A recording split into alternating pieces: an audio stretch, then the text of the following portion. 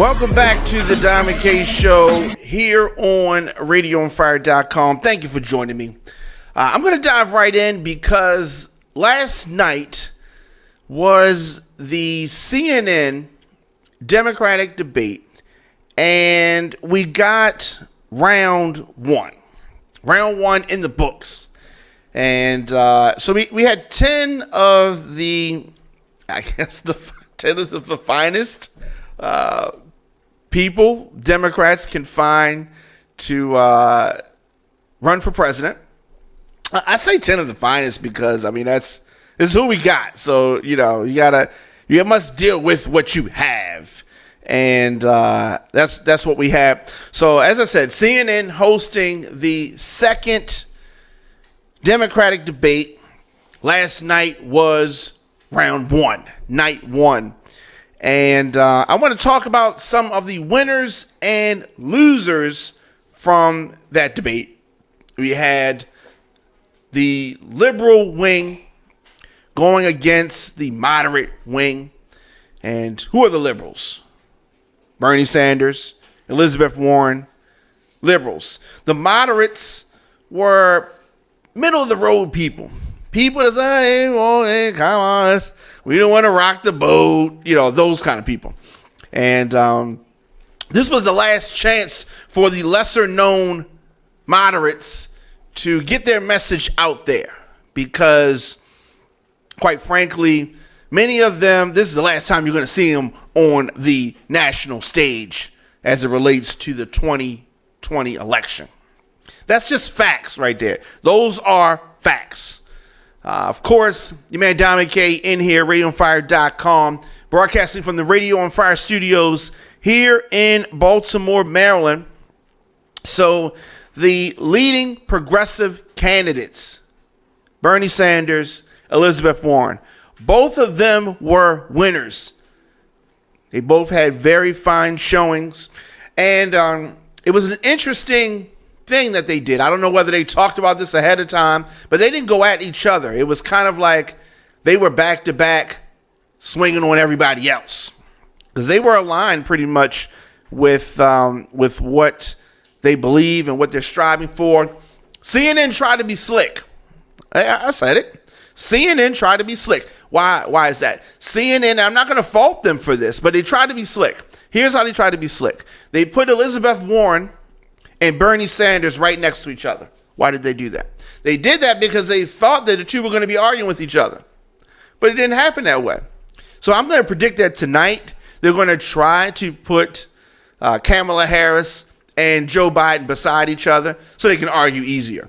But that would be a curveball if the two did not argue. So Bernie Sanders, and I've talked about this before. Bernie Sanders, I thought at times in the 2016 election, he had some great ideas. And, I mean, his delivery is kind of weird. He kind of reminds me of the older version of Doc Brown from Back to the Future. But that aside, Bernie Sanders, he got, what's the word? There was a conspiracy against him last time by the DNC. Hillary Clinton, in my opinion, should have selected him as her vice president last time. And I think may have got a different outcome. May have got a different outcome. But that's neither here nor there. Bernie Sanders is back. Elizabeth Warren is here. And the two, I mean, they really pretty much were against the more cautious rivals. Many of the moderates ridiculed Medicare for all and warned that what they called wish list economics would jeopardize Democrats' chances for taking the White House in 2020. Okay? Elizabeth Warren had a standout phrase. She had a standout, soundbite. And she said, I don't understand why anyone goes to all the trouble of running for president of the United States just to talk about what we really can't do and shouldn't fight for. I thought that pretty much summed it up. Because you had all of the guys on the stage saying, "Oh, we can't do that. Or, we can't do this." Even John Delaney, who's here from Maryland. A lot of the guys just showing the weakness of Democrats. And I thought that Elizabeth Warren, bam, punching them in the mouth like that, it pretty much sealed the deal for them. Surprise of the night. I really liked.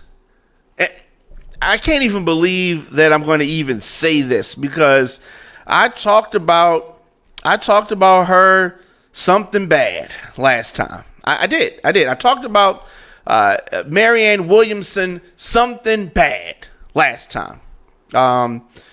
But this go round, she seemed more comfortable. She spoke about things that she knew more about. So they gave her a little bit more time to speak. She spoke about reparations for slavery here in America. She spoke about the inequality, and she spoke about things from a common sense perspective. Not from the political. She's kind of like, look, we need to stop. Y'all doing all this talk about the Medicare and that's blah, blah, blah, blah, blah. We need to talk about the corrupt system that makes our food so people keep getting sick. Ooh, they wasn't ready for that when she said that. So I was very surprised at Marianne Deborah Williamson, right? Of course, she's an author, a lecturer, motivational speaker, and an activist. She's written 13 books, including 4 New York Times #1 bestsellers, and 67 years old. She's from Houston. And, I was quick to dismiss her. Now, she's not going to become the president. Let me say that. She's not going to become the president. But she may be a sleeper as someone who can upset the apple cart a bit. But I think she was one of the winners last night. And there were only 3. So Bernie, of course, Elizabeth Warren, other winner, Marianne Williamson. Everybody else took an L. The 7 other candidates, L, 7 times. Okay? Lost. Out of there. Finito. Done. Finished. Okay? Beto O'Rourke, what is he talking? I don't even know what he's talking about. Okay? And Mayor Pete, who early on I was, listening to this conversation.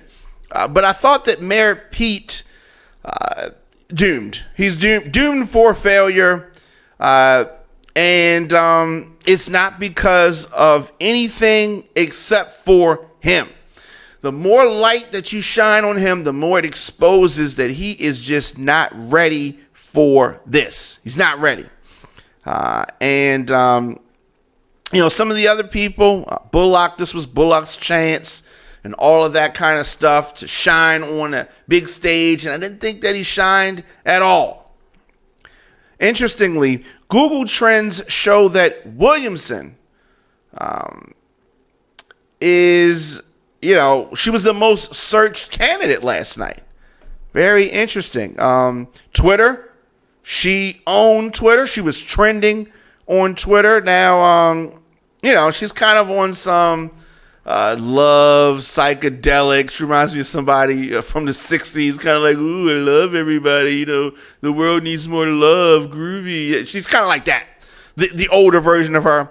But nonetheless, I think that she brings up points that need to be talked about. And I think that's what I like about her. But as for Medicare for all versus, let's just fix what we have now, whatever happens there, whether or not Bernie Sanders, Elizabeth Warren end up with the nomination, none of those other people on the stage, aside from them, are going to get it. And we're going to see what's going to happen tonight in round 2, night 2 of the CNN debate. Ironically, only half of the current crop have qualified for the next debate, which is in September. So a lot of these people that are up here, like I said, you ain't going to see them no more on the national stage for the 2020 election. It's done for a lot of those people. Bernie Sanders said that he was a little bit tired of Democrats afraid of big ideas. And I thought that was very telling, very telling. A lot of the Democrats on stage were trying to appeal to maybe Republicans and even being accused of back and forth of throwing Republican talking points back and forth. So that was interesting. Very interesting. I want the candidates to focus more on poverty. How can people's day-to-day life be improved? How can that happen? They don't talk about that. These things, everyday issues don't get talked about, like regular stuff, right? I am glad that they didn't talk about impeaching Trump. We don't need to focus on that. I'm glad they didn't talk about the Mueller report, or, I'm glad that didn't come up. But I thought that there was too much focus on Medicare and health care.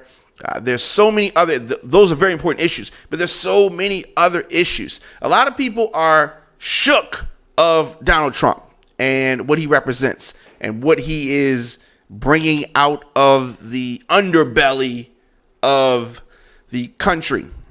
And we need a capable foil to Donald Trump.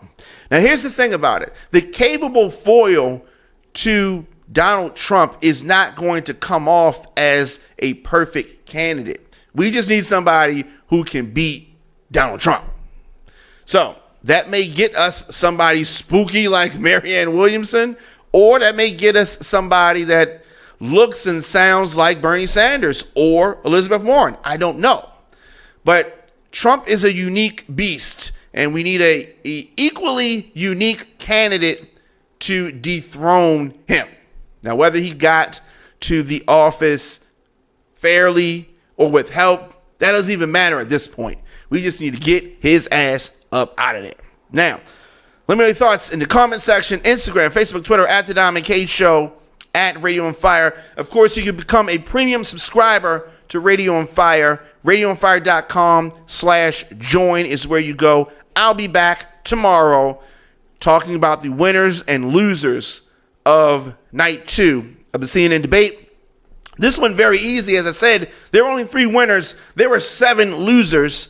Winners again, Elizabeth Warren, Bernie Sanders, Marianne Williamson. Everybody else on that stage for night 1 CNN debate was a loser. Loser.